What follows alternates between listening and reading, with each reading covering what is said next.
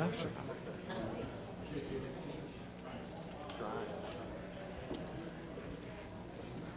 When I'm not here. Okay.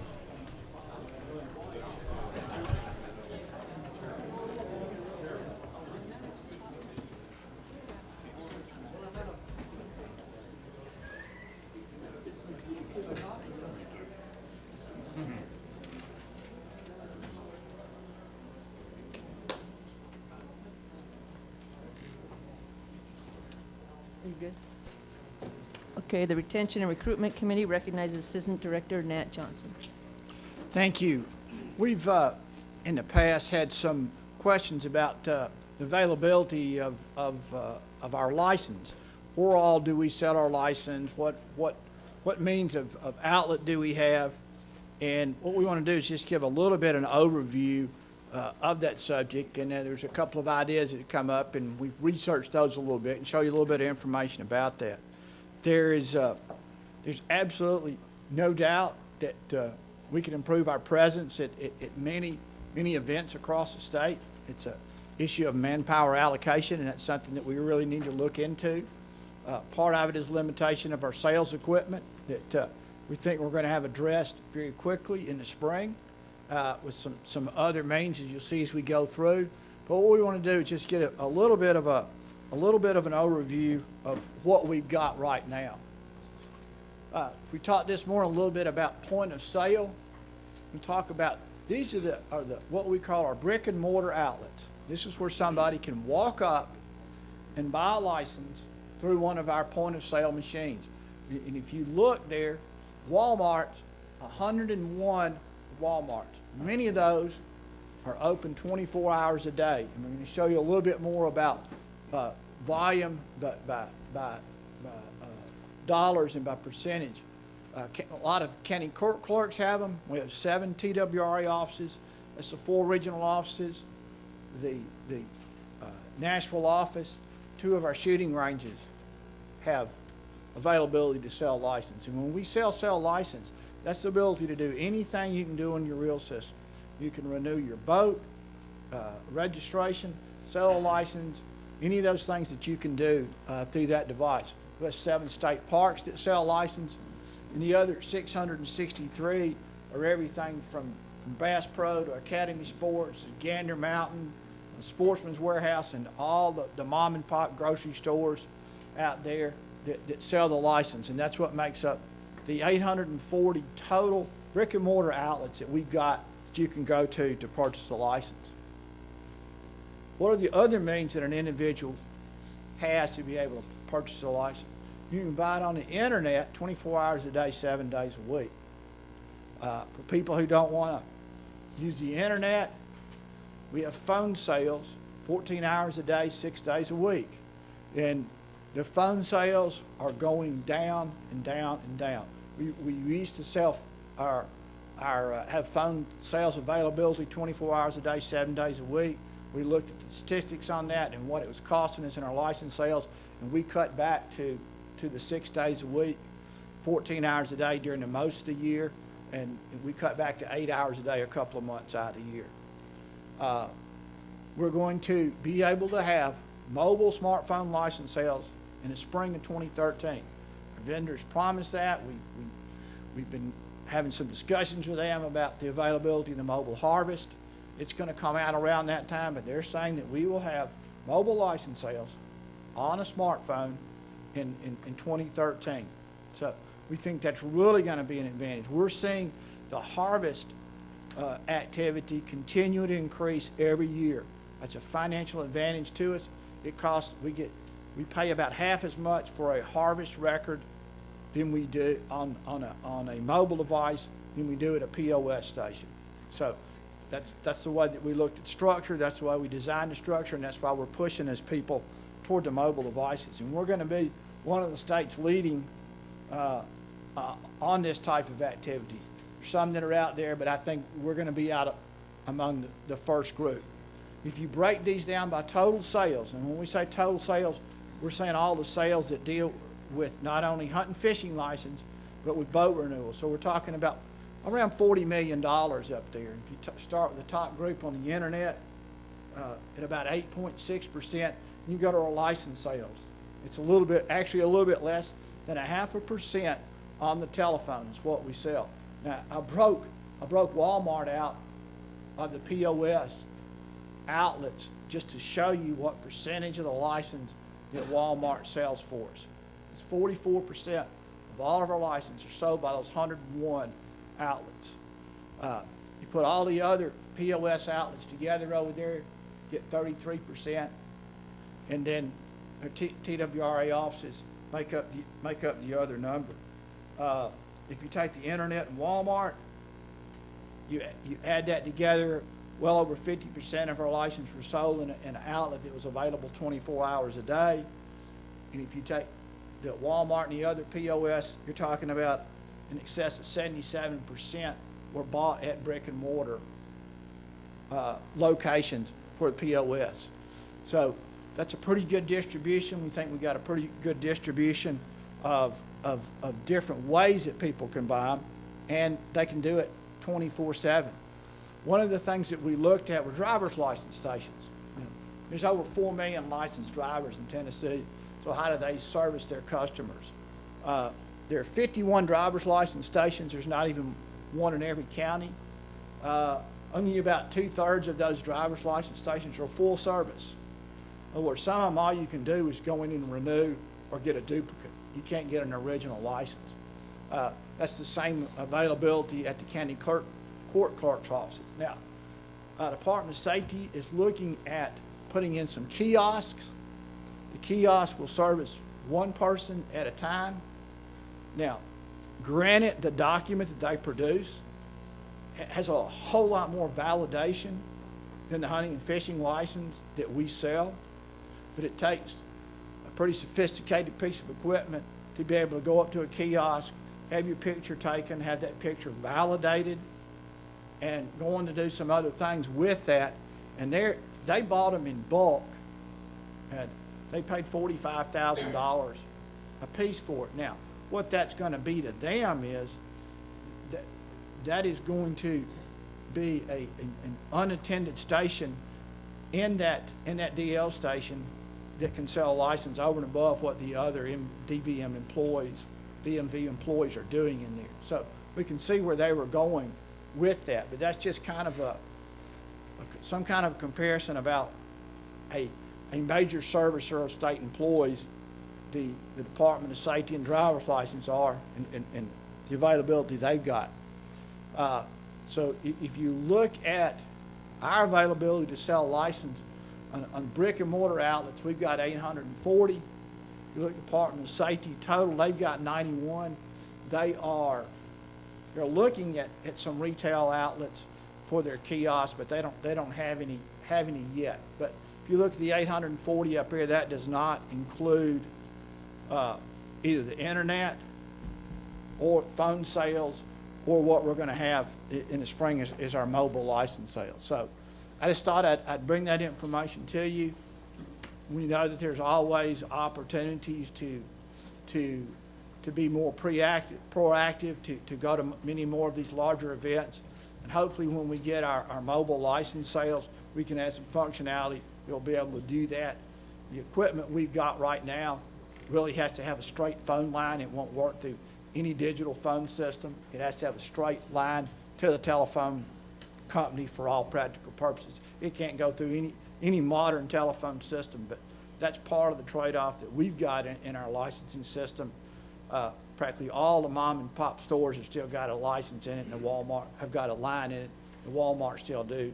It really saved us a lot of money in this last negotiation to stay with that older machine. But we think for, as far as a push sale, we could probably push more sales at these events. But for the person who wants to go out and buy one, who's going to go hunting this afternoon, or left out at 4 in the morning, forgot to get something, we figure we got the availability for them. But I think there is some more opportunity to push more license out there. So that's it. That's Thank you. questions. Questions from the commission? Do most jails or whatever, are they big game check stations? And that's where we checked my son's in on Sunday night because everything else was closed. I wouldn't say that most of them are. We've got about, how many more? 400 more check stations out there that are check stations only. Yeah, we've got about maybe 500 more that are check stations only that are just open for that. A lot of the processors that just are only deer processors, they're only open during big games season. They're doing they'll take your harvest data, but we've got a larger number that are simply check stations. You know, the Walmarts, as you know, you can't check an animal in there. But I don't think most of the jails are like that. Go ahead. Nat, I think the number of outlets you got is great. The fact that we're trying to grow it even more is super. I want to follow up on the comment Commissioner Cox has made in past meetings, and that is, with our license, driver's license renewal, we get a notice, and my hope in the midst of this, I think he's right, if we can send out a notice that folks' hunting and fishing license are about to expire, that may remind folks to renew as well. But y'all are doing a great job on this. Thank you. That's one of the things that this mobile license sales is really going to provide us. It's going to provide us an email address. Mobile Harvest is going to provide us an email address. And that's the most efficient way to contact the public now is through that email. And we're really going to start moving in that direction as we build our database of email addresses up. Anyone else? Anyone from the audience have any questions? Go ahead. My name's Chris Nishan. As a guide, I'd just like to say thank you all for your effort. I mean, I've sold over 650 1- and 2-hour fly casting lessons or fly fishing lessons. And so when I'm at the river, I tell people ahead of time where to buy their license, how to go online. And some people are still, you know, iffy with online. And it's going to be, I mean, it's going to be fantastic, you know, for somebody to be able to pull out. Well, I carry an iPhone, so I have to sit there and try to download it and so forth. But any kind of mobile app or anything that you guys get, I applaud the commission for carrying this forward. I'm very old school generation. I'd rather walk in or use the telephone, but nobody else seems to be. So I think this will be fantastic, and thank you very much. Thanks, Chris. Anyone else? Thank you, Nat. Thank you. Appreciate it. Thank you, Chairman Brown. That completes all the business from the Retention and Recruitment Committee.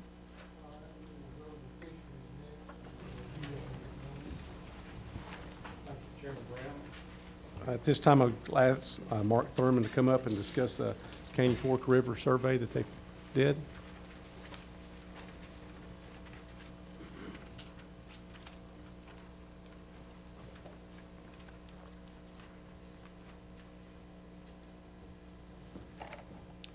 Thank you. It's a pleasure to be here today.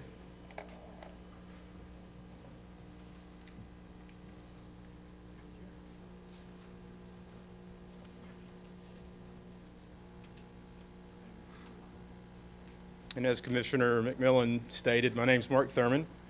I work as a Fisheries Program Manager in Region 3.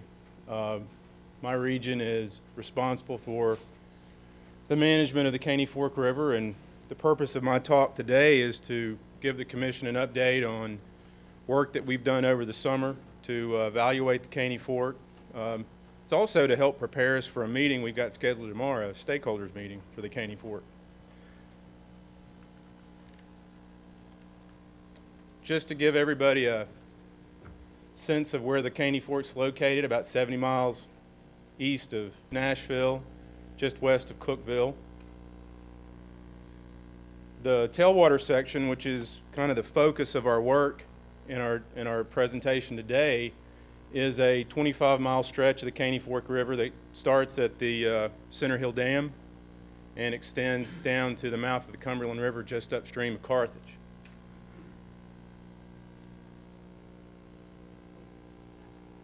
Caney Fork River is a place that the agency spent a lot of time and effort to work on the trout fisheries there.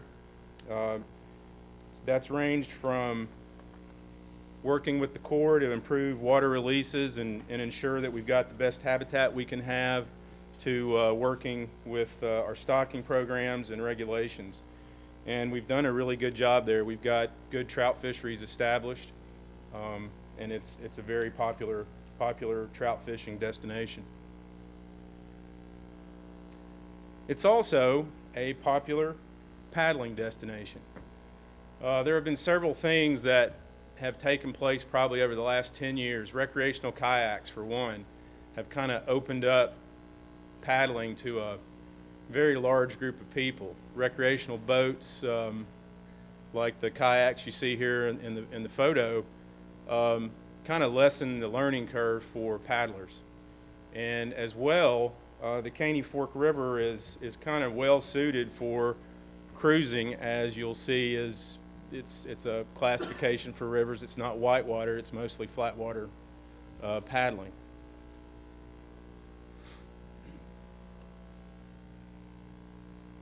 So, as this picture shows, and this one is very interesting, it's got a flat bottom boat, a drift boat, canoes, kayaks, just a very big mix of people.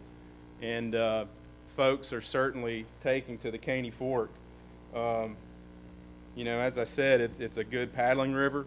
Another aspect of it is you know, a lot of tailwaters that people float, they don't float them until they turn the water on. And the Caney Fork is well suited for floating with the water off. It's also a great place for fishing when the water's off.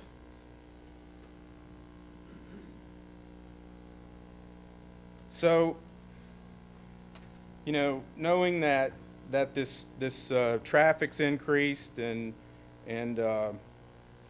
that the combination of great fishing and a good paddling opportunity was increasing the number of people hitting the river, you know, there's no doubt that for some of our stakeholders, their experience on the river has changed. And that's been the source of the complaints that we've received, you know, over the last year or so, is that for some stakeholders, their experiences have changed on the river, and this increase in traffic has had a lot to do with that. We've received a fair number of letters through the commission that, you know, we've got crowding at ramps, we've got impolite paddlers, drunk paddlers, and just a lot of, you know, the complaints that came in were they ranged those things, littering, those sorts of complaints. You know, knowing that this increase was coming and that we were receiving complaints, as an agency, we wanted to be responsive to those complaints. And so we started by having a meeting back in August of Fisheries Division from Nashville, the Boating Division from Nashville, our regional fisheries folks, and regional law enforcement folks. Also, we had Army Corps of Engineer representatives at this meeting. The good thing at the meeting, you know, having these regional law enforcement folks, wildlife officers, they were able to give us, you know, kind of that on-the-ground assessment of what they're seeing. They work the river pretty hard. They work it through the summer. They encounter, you know, thousands of boats through the summer on the Caney Fork, and their input into this meeting was very valuable.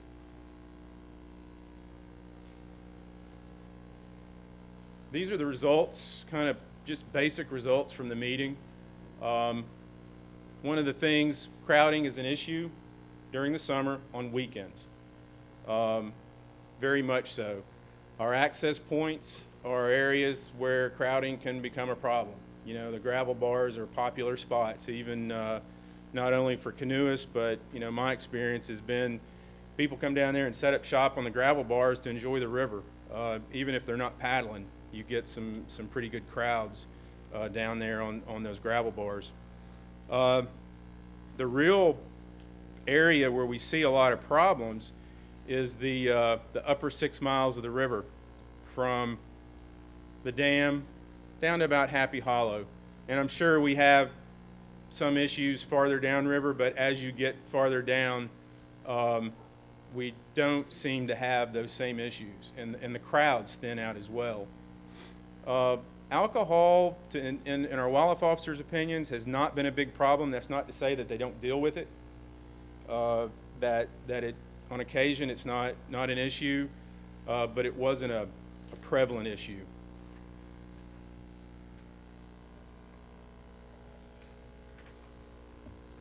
You know, as resource managers, we need to be responsive to any complaint or concern that's expressed by any number of our stakeholders. You know, we knew that to be effective at putting the complaints that we were getting in the right context, we needed to kind of have a better understanding of the attitudes of the larger angling public, the just stakeholder groups as in general. So to do that, what we decided to do was to get a survey in place. Our survey started in the latter part of July and ran through the end of September. This survey was really a response to the issues that we could see brewing, and it's a short survey, but we needed to get what information we could get. So we ended up with 15 survey days, 4 weekend days, 11 weekdays. We interviewed 136 anglers, boating and wading.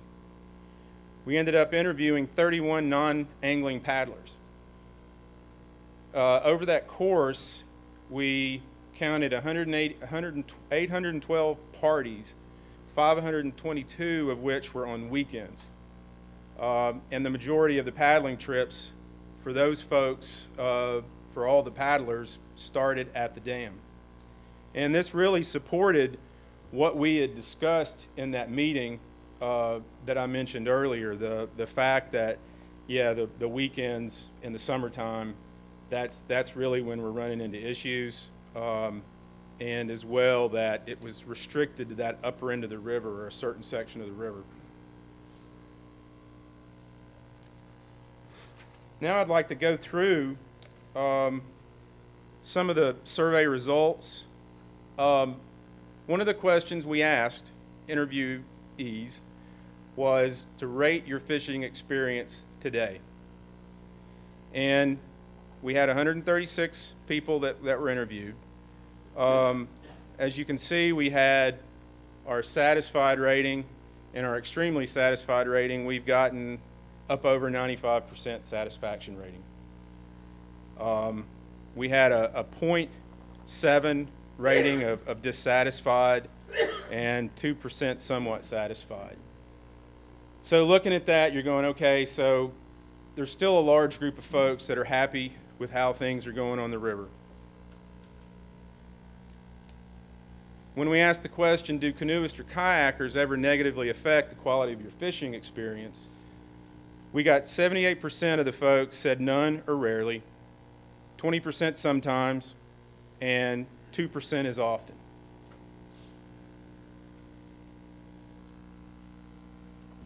Now, it seems like a lot of the letters that we got kind of focused on the liveries that have set up shop. There are 4 liveries there, and no doubt that brings people to the river.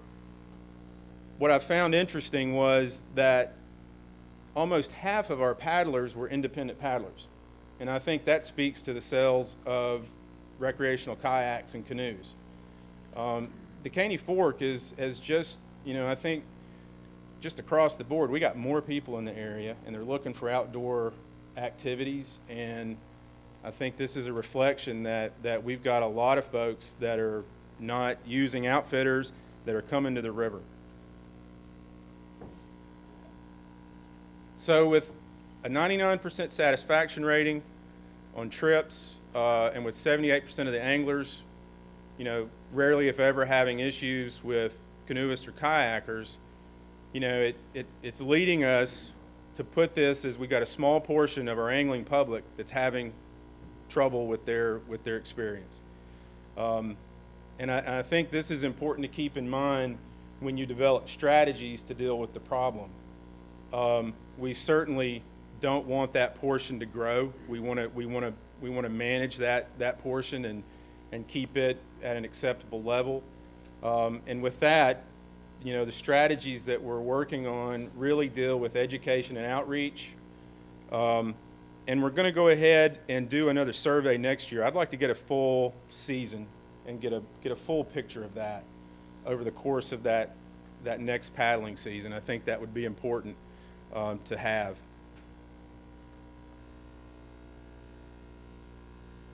The part of the education outreach is to get signage at access points that deal specifically with paddlers and paddle sports.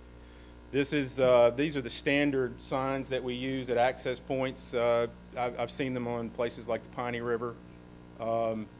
We've also got some other options with those, and we'll be looking at different, more catchy, even signage that we can place at key points along the river, access points probably. Another thing that we're going to do is have mesh litter bags made up. And this is kind of a rough version of this, but basically what the bag will have is a banner that goes across it, and it'll have the rules of the river printed on them. It'll have our agency logo. This is something that we'll probably take statewide and get to all canoe liveries and make available at as many places as we can. You know, I know in Arkansas, it's on their national rivers and even on their state scenic rivers, it's a law that you've got to have one of these bags tied onto your boat. And it's a pretty good measure to help address litter on our rivers. You know, one of the places that these growing pains are being felt is at our access points, and I understand that. And I would really encourage all of our stakeholders out there to do everything they can to try to get along at these points.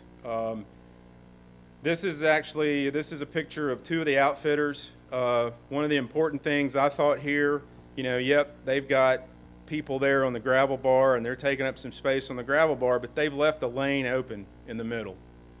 You know, things like that. There may be some other things that we can do, and maybe we can get at some of that tomorrow in the stakeholders meeting when all the stakeholders can hear, you know, where everybody's coming from. I'm sure some of them know it, but I don't know that all of them know it. And so, you know, maybe there is some things that we can do to better manage how things take place at those access points. So, you know, definitely we've got, anytime you have multiple stakeholder groups and kind of different goals that each of these groups has when they go to the river, we have potential for issues. And I think this picture illustrates it well, this slide does, with the extreme of what you can experience on the Caney Fork. There was something I found on the American Whitewater website that I thought was very, very relevant to what we're talking about here today. And it says, there are an ever-increasing number and diversity of outdoor enthusiasts pursuing their preferred activities across the country. Likewise, there's an increasing number and diversity of interactions between these users and user groups. The vast majority of these interactions will have neutral or positive effects on an individual user's experience, but occasionally, an individual will experience a negative reaction to interactions or to the mere idea of an interaction. These latter instances are referred to as user conflicts and can lead to management decisions that directly impact the freedom of recreationists to choose where, when, and how to recreate. And, you know, like I said, I'll completely acknowledge that, you know, for some folks, they've had negative encounters, and I think we need to do all we can to try to have an influence on what I'm calling the culture of the river. And, you know, I think all stakeholders need to realize they got to share the river. You know, they're all responsible for how this culture of the river evolves.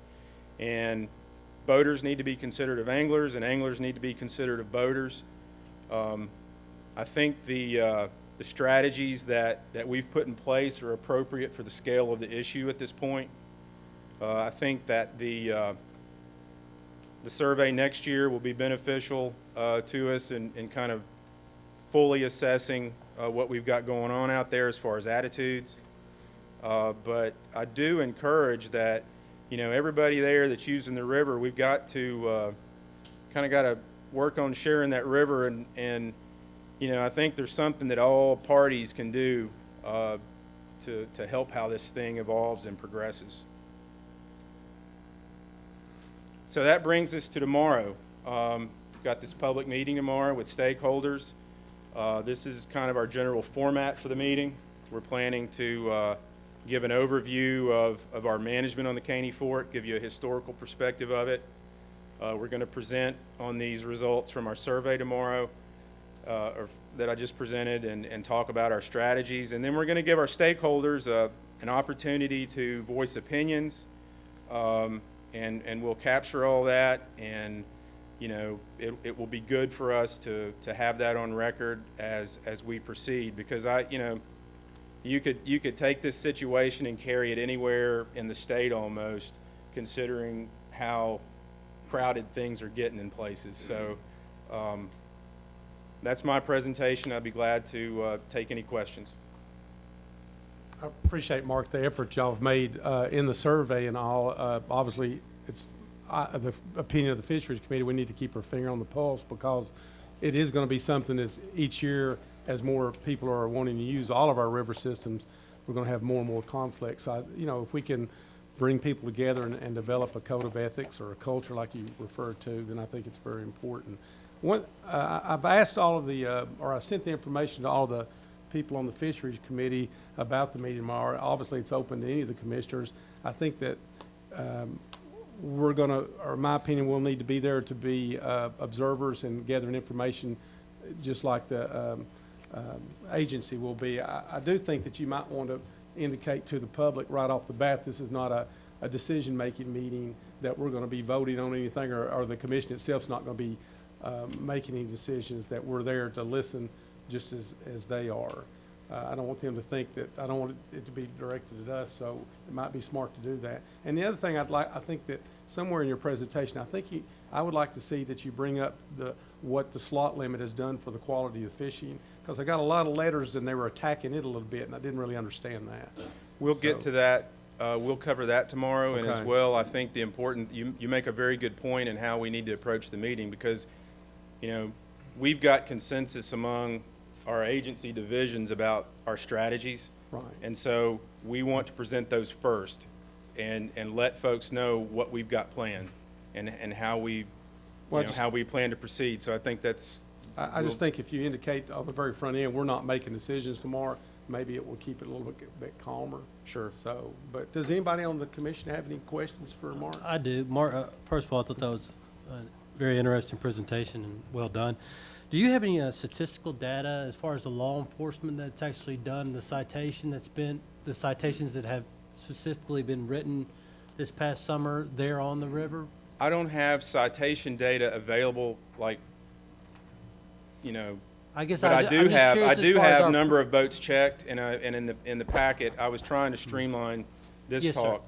Sir. But we do have boats checked. I guess I'm just curious as far as our presence of law enforcement there would be one of my questions. Is how often in our presence there is my main question there. So. It has worked just about every weekend. I feel pretty confident in saying it's worked about every weekend from Memorial Day to Labor Day.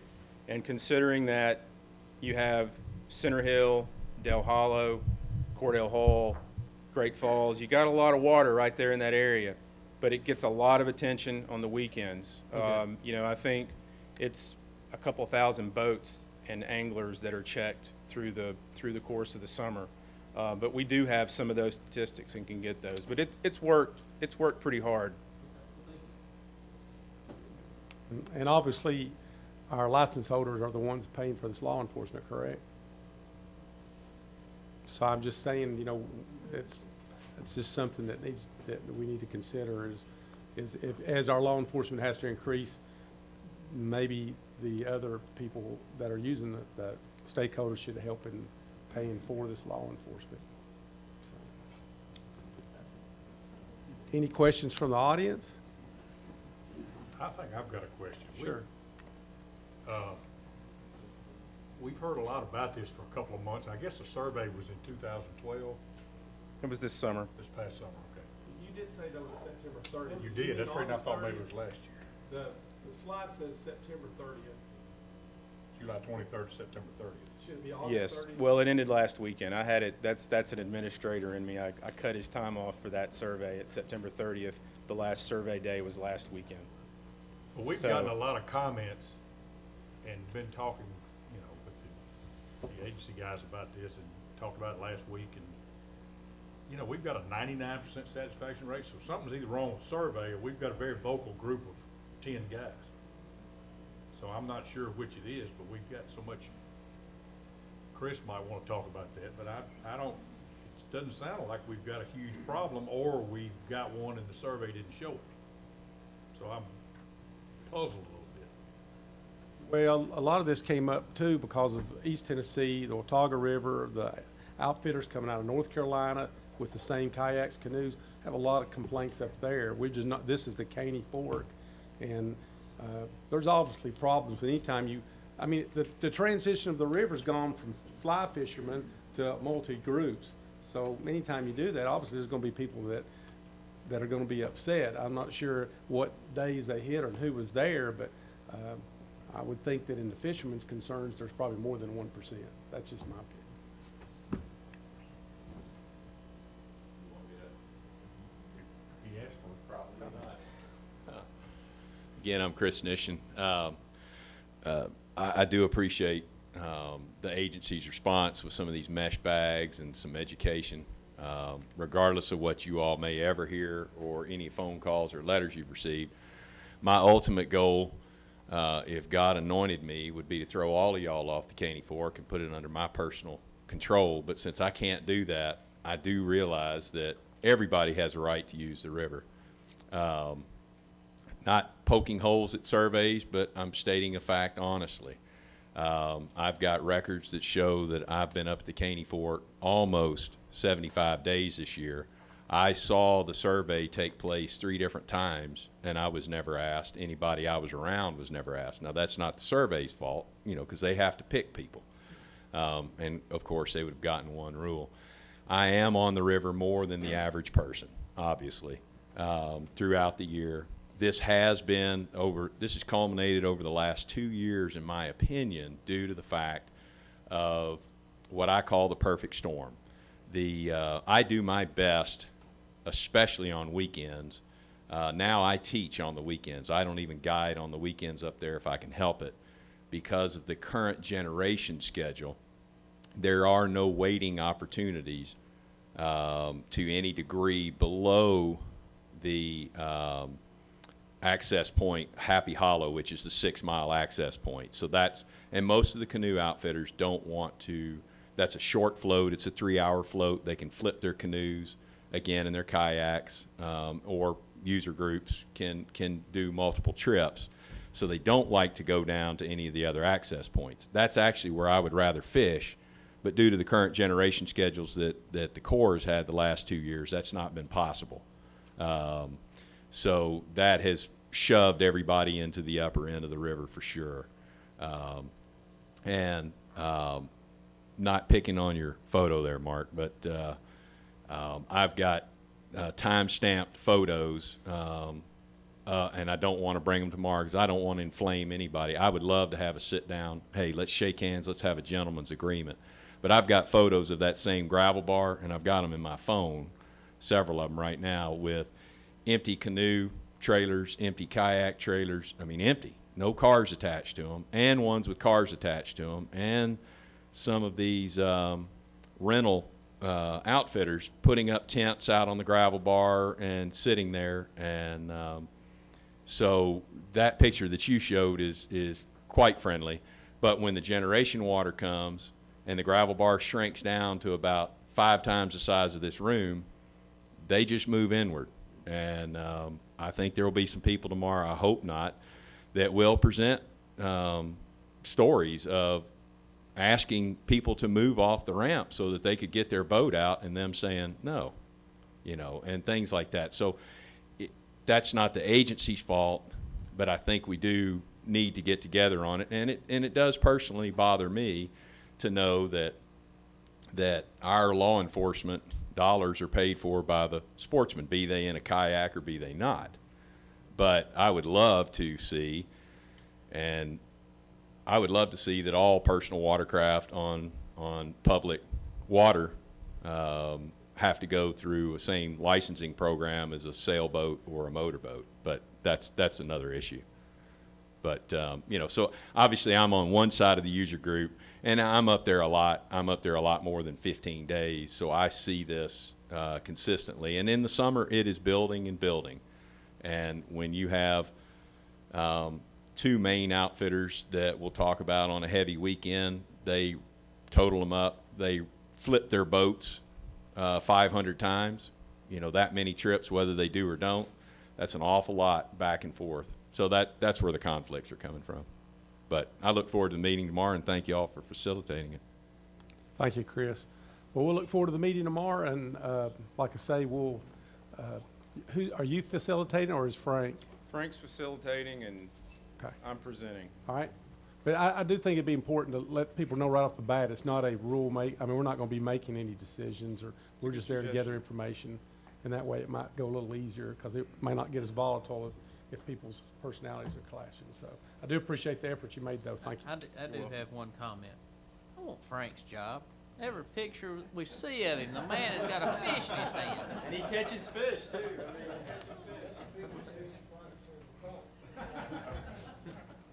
Do we have a time set for the meeting tomorrow? It's immediately following when we get through. Well, not immediately. We've invited our guests to come around 10:15 and wait for your meeting to be over, hoping we can start by 10:30. But if we can't start too early, or we'll get way ahead of people that might be arriving at You tell Chris, what, 11:30? He'll be here at 7. Don't worry about that. I got my 10. All right, we're going to Wildlife Management Committee, Commissioner Teague. Thank you, Mr. Chairman. The Wildlife Management Committee has two informational items to bring before the commission today. The first is a presentation regarding our partnership with DU. Director Carter, will you please come up and introduce our guest from Ducks Unlimited? Thank you, Commissioner. We've had a long-standing relationship working with Ducks Unlimited for many years, and as the commission well knows, this is the 75th anniversary of Ducks Unlimited, and as you passed a resolution earlier in the year honoring the organization, so that's certainly not a secret, and it's been quite a year for DU all over the United States as they celebrate that. I think since about the late 1980s, I don't believe that we have developed a waterfowl area that has not been in participation or in partnership with Ducks Unlimited here in the state of Tennessee. We grant funds to Ducks Unlimited. We have really two different routes that goes when the money flows from the TWRA into the Ducks Unlimited. One session of it goes into state projects. Another goes into preservation of wetlands in the Canadian provinces to help make sure that we have breeding waterfowl that come back down. And they also do other things. Chris Cole and Tim Willis, who work out of the Southern Regional Office for Ducks Unlimited, have been helping a lot here in Region 2 lately, and I hope I don't... Are you going to talk about that? I don't want to give you a presentation. So, but I just want to make sure they were acknowledged that we were looking for some money to do different things on some of our waterfowl areas, and they came up with the idea of submitting a grant to the Maddox Foundation, and in fact they did. They wrote the grant 3 years ago. We got $35,000 out of that foundation for a pump on the Old Hickory Wildlife Management Area. Last year, another $42,000 that they used to purchase a hydraulic pump on Haynes Bottoms. And this year, we've got another grant proposal in for $60,000 to do some work on some replacement of pumps and some tractors that we have on those areas. So we have those things all together that we work with on a regular basis, and so we're no stranger to each other by any means.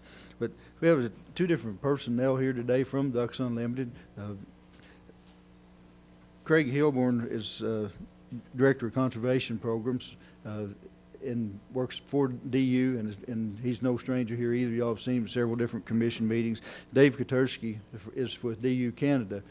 that works with very similar programs up there, slightly different administration, but it all goes together between the two different programs, the U.S. and the others. So I really appreciate both of them being here in the past and the fact that they're back again today. And Craig and Dave, I'll just turn it over to you.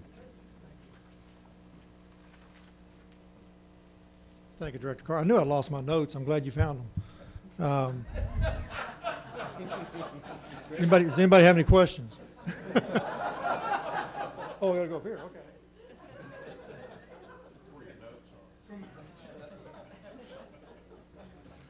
Well, I'm going to be very brief because I think the focus of this presentation is with our partners north of the border, and with Dave taking the time and interest of coming here and presenting on the strong partnership that TWRA has with Ducks Unlimited and DU Canada. I want to afford him all the time possible, but I did want to touch on the strong partnership we do have in the state, and one that's been around since 1985. It's been a long-standing, a very rich partnership that we've shared with TWRA, and the director's right. We've worked on practically every public waterfowl area, assisting in some manner, from providing funding for work that TWRA has done to projects where DU has stepped in with our engineering expertise and taken a project from ground up and built it for public waterfowl, for the waterfowl first, and for waterfowl hunters. So we're very proud of that. To date, over that 25 or so years, in partnership, we've shared in about $7.5 million worth of projects. And those are projects that we've shared together in work. I know TWRA has done a lot more, and we're very appreciative of that. The commitment that the agency has towards your waterfowl resources. That $7.5 million represents over 66,000 acres worth of projects. The vast majority of that being public lands. A lot of the states that I work in, I have several states. The majority of projects that we work on are private, on private lands. Makes sense. Most of the land is privately owned.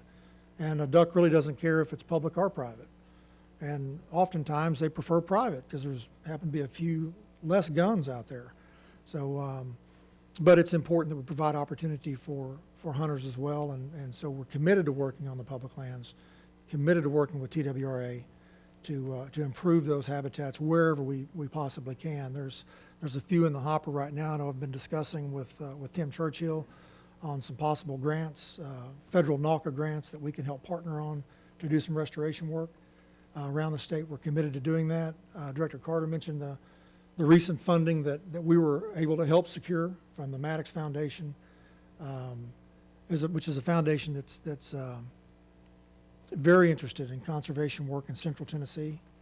And when we first approached them and started, trying to come up with ideas for work, we naturally led us to TWRA and forged a relationship there with Maddox, and they were very eager to work with TWRA, and they're absolutely thrilled with the partnership that we have together. And all indications are this is going to be a really long-standing relationship that Maddox Foundation wishes to have with us. So lots of good work in the future.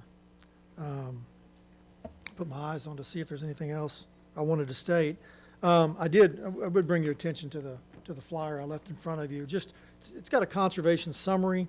Talks about in the summary talks about our private lands work, actually, which is another partnership effort that we have with TWRA, working with private landowners across the state to put wetland habitat out there. And that's a partnership with TWRA, with Tennessee Department of Agriculture, NRCS.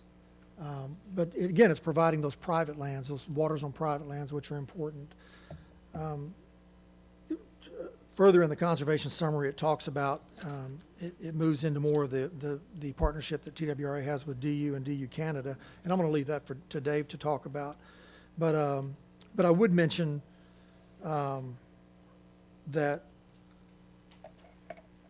as partnerships go, I can honestly say that the Ducks Unlimited partnership we have with TWRA is is one of the richest that I've had the opportunity and the pleasure of working with.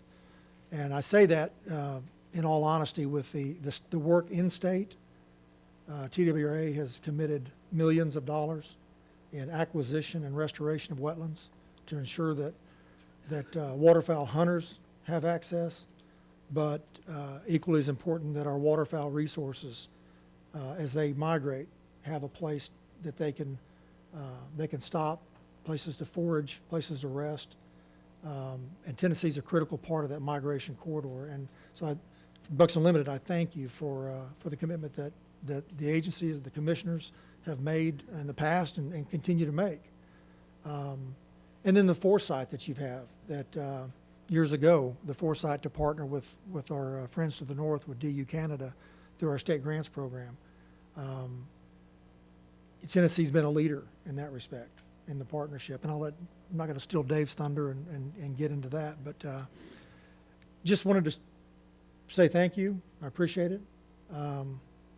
I should have started the conversation. I originally was going to come up here with Razorback Red on and really do a lot of touting, but I guess should come with hat in hand. And I owe apology to Commissioner McMillan. I sent him I thought was a pretty funny joke back before the season started on Tennessee Vols, but it's kind of backfired on me, Commissioners. We're waiting for track and field season is all I can say. Thank you very much. I think I said I was going to send you a motorcycle, wasn't it? It was all the motorcycle's fault. That's right.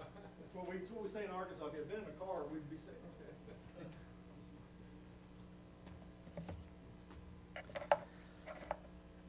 Chairman, thank you for the opportunity. Director Carter, thank you for the opportunity as well to come down here and give a little update on what your funding has been doing over the last number of years, and specifically last year. And as well, we need to, as people change, and your commission has had another change, and that's all good, because as we change and bring new people on, that's new opportunities to inform people about these partnerships, about waterfowl and about waterfowl conservation across this continent. So I see this as a great opportunity to just provide some information that talks not just about our partnership, but why continental waterfowl conservation is so important, and why we come to your department and your agency and a number of state agencies across the U.S. to look for that partnership to further waterfowl conservation across this continent. So really it is about continental conservation. That's what makes waterfowl successful. If we don't work continentally, we cannot be successful. That means working here in Tennessee, that means working in Canada, that means working everywhere else in between, up and down all four flyways. Tim White, your waterfowl biologist, that sits on the tech session, I meet him every year at one of their meetings, because they're important players in this whole process as well. Running this system is about working continentally all the time. Our conservation strategies in Canada are a number of them. One is establish wetland policies that protect wetlands and provide incentives for restoration. So we need to protect what's there, but we also need to restore what we've lost, because we've lost a lot, even on the Canadian prairies. We need to do restoration products to produce the capacity of extended wetland restoration. So we need to change that capacity. We've lost that. I have a slide later where we'll talk about just how much of a reduction in the capacity, carrying capacity of the prairies really is. We need to secure existing wetlands through grassland easements and acquisitions. We put conservation easements and land purchase out there as among other programs. Establish ag policies. DU is extremely active in the prairies and across Canada on changing ag policies, influencing ag policies to protect wetlands and protect native grassland areas. And we need to find new ways to work with farmers and landowners, private lands. Winter wheat is one of those opportunities. It's a crop that allows us to work with a landowner that puts a crop in the ground that's nesting cover, not food, but nesting cover for waterfowl in the spring, undisturbed. That is an important thing, because there's only so many things you can do on cultivated land that are beneficial to wildlife and waterfowl in particular. And winter wheat happens to be one of those. So to be successful, this is what the landscape has to look like. Abundant wetlands. This was an image taken only a year ago where we had extremely great wetland conditions in the spring.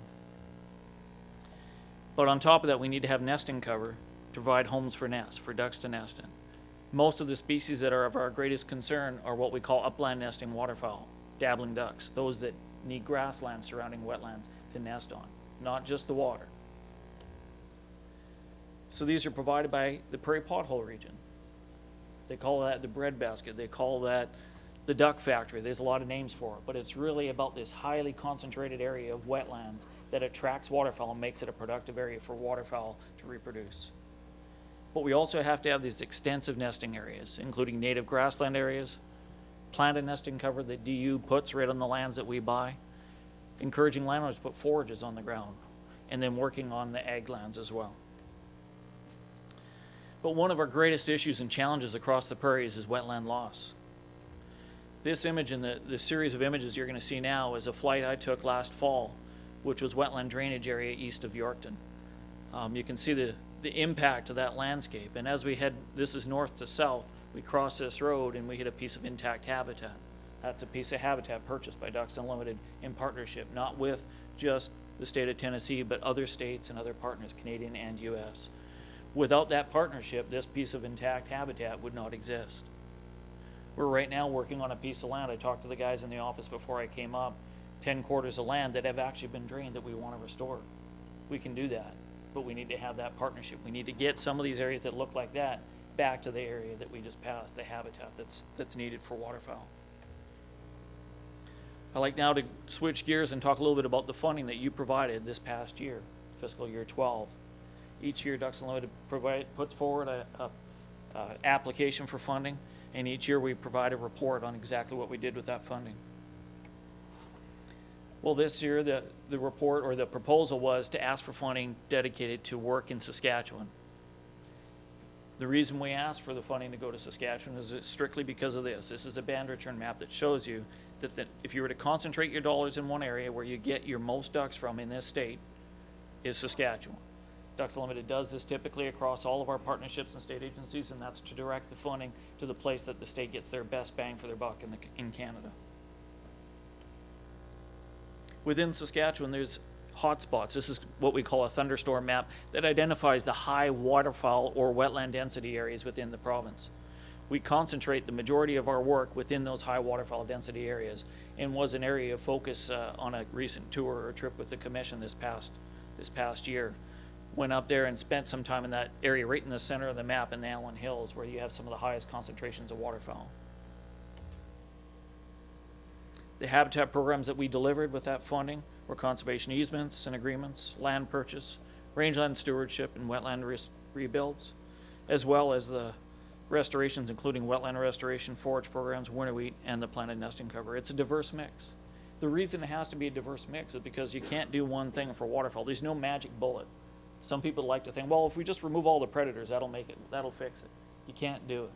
It's a vast landscape, hundreds of square miles. You need to work in a vast landscape with many different tools. And you have to work with agriculture, you have to work with government, you have to work with a number of different partners. So it requires a huge number of tools to make this work. Last fiscal year, TWRA provided $40,000, which was matched directly by DU. We applied for NACA funding, and that was matched for a total of $160,000 is what I'm going to report on. That's not the limit of the dollars that went to Saskatchewan. That's not the limit of the matching. There's additional Canadian funds that get put into this once it gets up to Canada, but that's specifically what the proposal and the report was directed at. Some great news was at a commission meeting earlier this spring. The agency came forward with a resolution to increase that funding to $80,000 this coming year, which we're very excited about and looking forward to that partnership with TWRA moving forward. This is the report that we provide the agency. It has a breakdown of just how many acres of each type of habitat that 40,000 matched up to 160,000 accomplished. It truly does make a difference on the ground. It truly does put real acres on the ground, whether it's through land purchase, easements, forages with farmers, or whatever it might be. It makes a difference. This is just for fiscal year 12, 1 year. This is the segments that were put on the ground within Saskatchewan. Each year, the partnerships that provide the dollars allow us to do some serious work. We're able to put a lot of these. If you come to my office in Yorkton, Saskatchewan, you will see a map on the wall that identifies all the projects that we have in that area. It's getting to be incredibly impressive. Your former director, Gary Myers, made a trip across the prairies with me and stopped in our office, and it's one of the proud moments that he had to see the change that the North American Plan has made on the prairie landscape of Canada. So looking forward, What are the funding needs? I mentioned earlier that there's been a decline of the carrying capacity of the prairies. Over the last 30 years, we've seen a decline so that annually we have 700,000 less birds settling in the prairies of Canada. The primary driver for that is wetland loss. Our goals within the Prairie Habitat Joint Venture, and if you're not familiar with joint ventures, definitely stop and ask me. I'll be around this evening, but if you want to know about joint ventures, they're this conglomerate of partners that is set up. You are a part of a joint venture here in Tennessee as well. Or actually, I think a couple of different ones, am I right? 4 different joint ventures? So the joint venture process is one of the most successful processes at delivering multi-agency, multi-landscape goals. The Prairie Habitat Joint Venture has a goal of 6 million acres protected and 2.5, or restored, and 2.5 million acres protected in Saskatchewan over the next 25 years. The estimated cost of that joint venture's goals is $525 million over the 25-year time period, or $21 million per year. The current funding levels for that work is about $10 million a year and declining, so we're at less than 50% of what we need to make those realities or those goals come true. So we're continuing to look for partners, growing partners, and hopefully growing habitat at the same time. So looking to the future, we need to continue to deliver effective conservation through a mix of strategies, whether it be policy making, direct programs with farmers, land purchase, all those different activities. Ducks Unlimited and our partners must embrace this big picture. The North American Waterfowl Management Plan, which started back in 1986, has just recently undergone a revision, which is just endorsed by the U.S. Fish and Wildlife Service, the Association of Fish and Wildlife Agencies, and multiple other partners across this continent. This is a plan that has taken us for 25 years and is planned to take us the next 25 years as a continental waterfowl conservation plan. An important part of that plan is something called NAWCA, North American Wetlands Conservation Act. That is the funding mechanism, the #1 funding mechanism delivered through the U.S. Fish and Wildlife Service that allows for that match to leverage your dollars, how we match it with DUN and go to NAWCA. Without NAWCA, the dreams of the North American Waterfowl Management Plan are not possible. It's important for us to keep NAWCA healthy, to demonstrate the values that it has provided to waterfowl hunters and waterfowl continentally. And it's important for partners like Tennessee to recognize that when you support programs in Canada, part of NAWCA requires that a certain proportion of the dollars need to be spent on the breeding grounds. And when you support the work in Canada, that comes back to Tennessee because you're supporting that effort in Canada, which then makes the dollars available here in the U.S. to spend NAWCA dollars in your state. So for the health of NAWCA and the future of that funding arm, it's really important that this partnership continue to move forward. And lastly, it does take the entire prairie pothole region. It's been wet in the northern U.S. There's no doubt that North Dakota and South Dakota raised a heck of a lot of mallards over the last few years as it's been wet. But we know it's a larger picture than that. We need to support work in the prairies of the U.S., we need to support work in the prairies of Canada, and we need to have a continental strategy for the future of waterfowl for the next 25 years. I'd have to say that this investment in our partnership has been extremely successful to this date.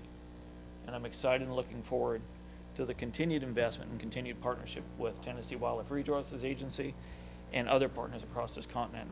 This is the crew of commissioners and Director Ed Carter that came up this past fall. We did some touring. That is a dedication site, which my friend Mr. Bill Cox was at when it was first christened. Him and Mr. Simonton came up, and Fox, right? Ron Fox was up as well. We put this site, it basically was established to thank TWRA for their past investment and look towards the future. And the commissioners that came out this past year visited the site. We got an opportunity to take some pictures and tour that landscape and see a whole lot of habitat while we were out there and a lot of ducks. So I want to thank TWRA for a great partnership to this point. Thank you for your continued and growing support. And I'm looking forward to a long, long partnership and pushing forward the North American plan for the next 25 years. I'm open to any questions that anybody has. Commissioner Cox. I agree with you about affecting a landscape. When we were up there before, there was a lot of discussion about a Canadian CRP type program. Right. Has that made any progress? Because that looks like to me that's the way to affect multi-millions of acres. It's a long conversation, but the short part of it is the dollars do not exist within the Canadian federal government to deliver a Canadian CRP. That's really where it has to come from. In order to deliver CRP, if you look at the budget of that here in the US, the dollars to drive that program are something that our Canadian Ag Department, Ag Canada, doesn't even have the resources to implement. So it would have to be something, in order to deliver a CRP like that in Canada, there's no way it's going to come out of the Canadian federal government. There is ideas of some broader based, what we call ecological goods and services programs, which DU is very active involved, but a Canadian CRP is not in the cards. It would be great if it could be. I think even the US is seeing, unfortunately, the decline of CRP, and one of the main reasons is it's a high ticket item, which has been hugely valuable for waterfowl. But when you get into tough economic times and that budget's sitting in agriculture, it's a tough thing. It's a tough thing to keep going, and we just don't. We won't get there. We will not have a CRP, but that doesn't mean we shouldn't look for broad-based, government-supported, government-driven programs through the Canadian Ag and Environment programs. Ecological goods and services is really the key word, and I'd be happy to explain kind of what that means in our mind, but it's basically about recognizing those ecological goods and getting partners, including the federal government, to help pay producers to make sure they keep those ecological goods or restore ecological goods on their farmland, on private lands. It's about recognizing that wetland has a value, has an ecological value. We need to pay a landowner to make sure that wetland stays there, because he's providing a benefit to all the public. It's an ecological good. So that it's a complex system, but it's probably got the best opportunity.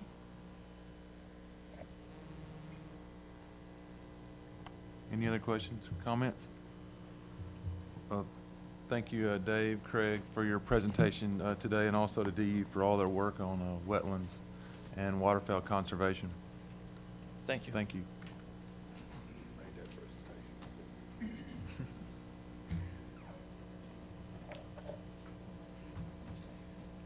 Our next presentation is from Tim White, Agency Migratory Game Bird Coordinator.